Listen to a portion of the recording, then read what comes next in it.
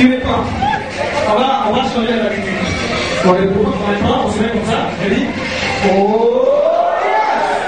Je vous donne ce que j'appelle le succès, vous mélangez aussi le succès. On va essayer. On fait ça. Oh yes! J'applaudis. Merci à tous.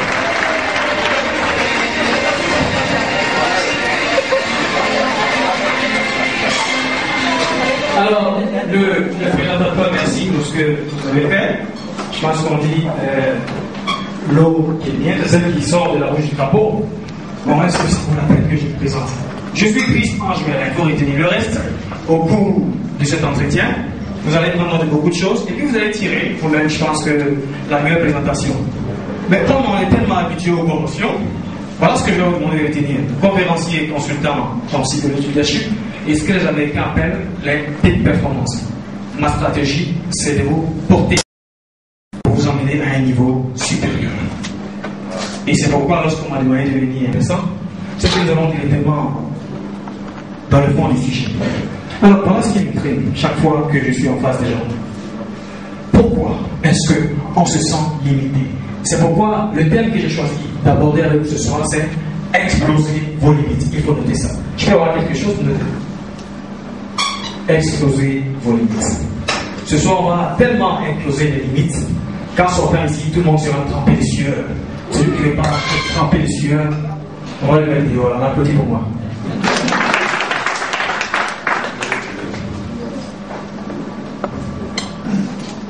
La force, l'énergie, ce qu'on appelle le pouvoir de la certitude. Le pouvoir de la certitude.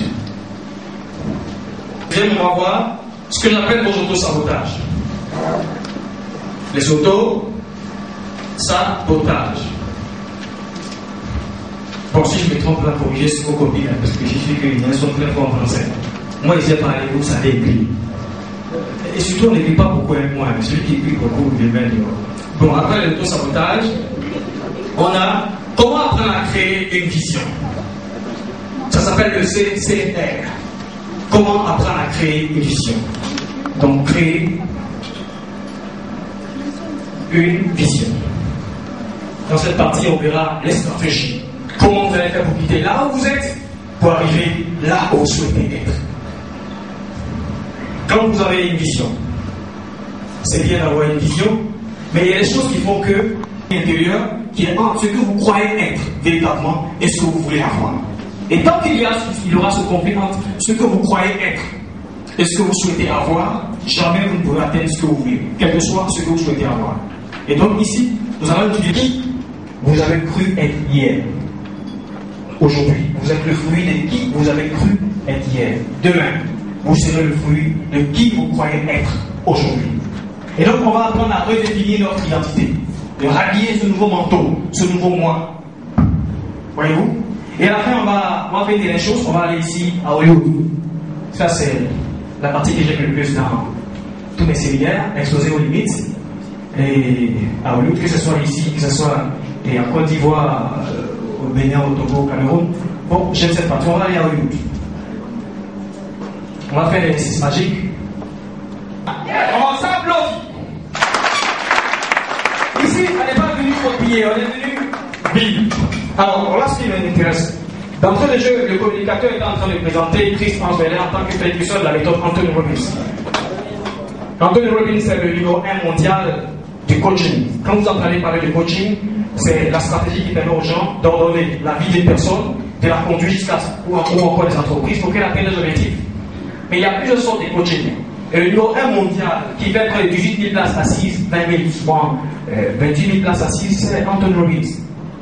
Et ce qui est intéressant, c'est qu'avec lui, on apprend beaucoup. Donc, peut-être vous avez eu pouvoir illimité Anthony Robbins, ou bien vous avez eu progresser à pas chez Anthony Robbins, ou bien retrouver en ligne de Power Within. Mais ce soir, ce que nous allons faire, c'est que vous allez intégrer au plus profond de vos tripes les concepts et les outils donnés par le numéro 1 mondial avec qui j'ai eu la chance de bosser. Et moi, mon combat, c'est que chaque Africain sache qu'il a des potentialités. On nous a dit toujours, depuis toujours, que notre vie est la somme les circonstances. Et que ce sont les circonstances qui définissent ce que nous voulons faire dans la vie. C'est ce que nous voulons croire. Donc lorsque quelque chose nous arrive, lorsqu'une situation arrive, on est préoccupé par savoir quelles sont les raisons véritablement qui nous arrivent. Et on cherche ces raisons-là au niveau extérieur. C'est-à-dire qu'on accuse le voisin, c'est lui qui a fait, c'est celui qui a fait, c'est celui qui a fait. Et la situation, on n'a jamais à trouver une solution véritable à cela. Voyez-vous? Mais si vous êtes là ce soir, c'est parce que vous savez une chose. Ceux qui ont eu à visiter mon site ou qui ont eu à voir des images sur mon niveau des conférences, des concepts de Christ Ange-Mélève, ont remarqué une chose, que ce sont vos décisions qui façonnent votre vie. Ce que vous êtes aujourd'hui est le résultat de vos décisions d'hier. Là où vous êtes, chaque pas que vous avez créé, c'est vous qui avez pris la responsabilité. Et il y a deux sortes de personnes. Celles qui se laissent, n'est-ce pas, être le jouet des forces de l'univers. Les deux questions essentielles que j'aimerais vous poser ce soir, chers amis, avant que nous entrons en force dans cette conférence, c'est d'abord pourquoi? Quelles sont les attentes que vous avez par rapport à cette formation? Que chacun écrive ça sur sa feuille. Qu'est-ce que vous attendez des puissances dans cette formation de coaching? Ça, c'est la première question. Quelles sont les attentes dans cette formation? Chacun de nous est venu avec ses raisons. Mais je vous dis une chose qui est essentielle. Tant que vous n'avez pas les raisons véritables, un désir brûlant d'atteindre un objectif, parce qu'ils pensent que leur famille a été humiliée, ou bien c'est leur femme qui leur a demandé, si tu n'es plus chef d'État, le cas des Barack Obama, si tu n'es pas chef d'État cette année, eh bien je te quitte. Bon, qu'est-ce qu'il fait? On dit, mais c'est la vérité. Il y a des choses qu'on ne se pose pas. Tant que vous n'aurez pas le pourquoi véritablement, la raison suffisante qui vous pousse à aller de l'avant, à atteindre un objectif, sachez que vous ne pouvez jamais le faire. Vous, là où vous êtes, est-ce que vous avez déjà une vision que vous souhaitez se réaliser? Oui, mais quel est ce sentiment? Quelle est la raison véritable qui vous pousse à agir? C'est ce que j'appelle pas un souhait. Si vous êtes au stade du souhait, si vous êtes au stade du souhait, je souhaite, passion personnelle. La deuxième chose, c'est votre communication avec les autres. Prenons la première des choses, votre communication personnelle. Qu'est-ce que vous vous dites à vous-même? Quelle est l'histoire que vous vous racontez à vous? Qu'est-ce que je crois être? Qu'est-ce que je crois que je peux faire? Parce que quoi? Ce que vous êtes dans la pensée, les conditions, le conditionnement interne, ce que vous pensez de vous quand vous êtes assis, ça agit dans tous les domaines de votre vie. Je vous donne un exemple très simple, je ne sais pas si vous le comprenez.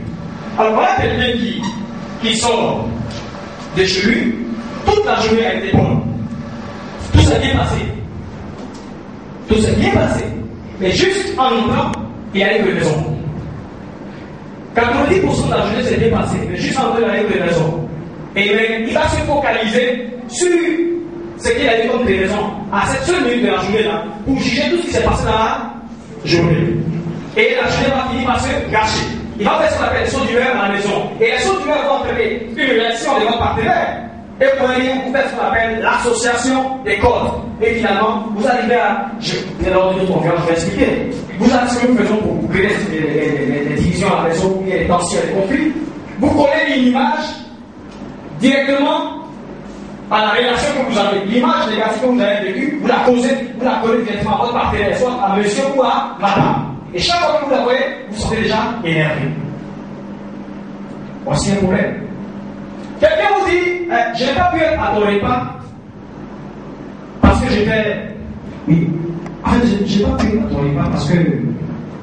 Bon, j'ai une tante qui m'a invité là, donc je suis parti. Vous avez deux solutions. Soit vous prenez la parole de cette personne-là au pied du mort, ou bien vous l'interprétez. C'est ce que nous faisons. Nous ne prenons jamais les pensées, les paroles des gens au pied du mot, mais nous les interprétons. Alors que les interprétations sont une façon de communiquer avec nous. Et donc, à partir du moment où vous interprétez ça de façon négative, vous commencez à avoir une image négative de la personne. Du coup, votre relation devient mélangée, compliquée. Voyez-vous? Voici deux raisons. Et donc, si vous apprenez cette chose-là, cette façon de communiquer avec vous, d'abord intérieurement, vous serez d'accord à communiquer avec les autres. Et si vous savez communiquer avec les autres, le monde vous appartient. Parce que l'autre ne va jamais vous piétiner parce que vous ne pouvez jamais piétiner l'autre. Je vais vous donner une phrase que j'aimerais que vous écriviez. Voyez les choses du point de vue de l'autre. Voyez les choses du point de vue de l'autre.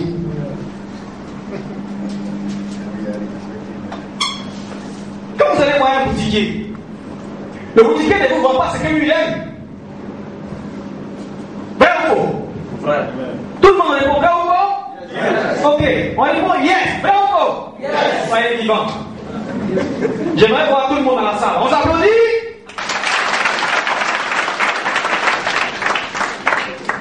Et donc, lorsque le boutiquier vous vend un objet, c'est ce que vous aimez qu'il vous vend. Parce qu'il veut que vous achetiez. N'est-ce pas? Alors, si vous aimez une femme, par exemple, vous aimez votre mari, et que vous ne voyez pas les choses du point de vue de votre mari mais de votre femme, comment vous voulez que la relation puisse durer? Non. Le résultat. On ne dit pas qu'il a échoué. Le résultat n'est pas ce qu'il espérait. Mais c'était un résultat. Mais ce n'est pas un échec. En quoi c'est un échec? L'échec, c'est pour ceux qui ont décidé de ne plus mettre la main à la pâte. Mais tant que vous êtes accroché à une chose, le succès, eh bien vous allez croire ça. C'est celui qui croit qu'il peut réussir, qui commence à créer en lui les sillons de la réussite. Et qui est maintenant tiré par d'autres corps supérieurs invisibles, quel que soit le nom que vous lui donnez, qui vont le pousser à atteindre son objectif. Vous avez vu?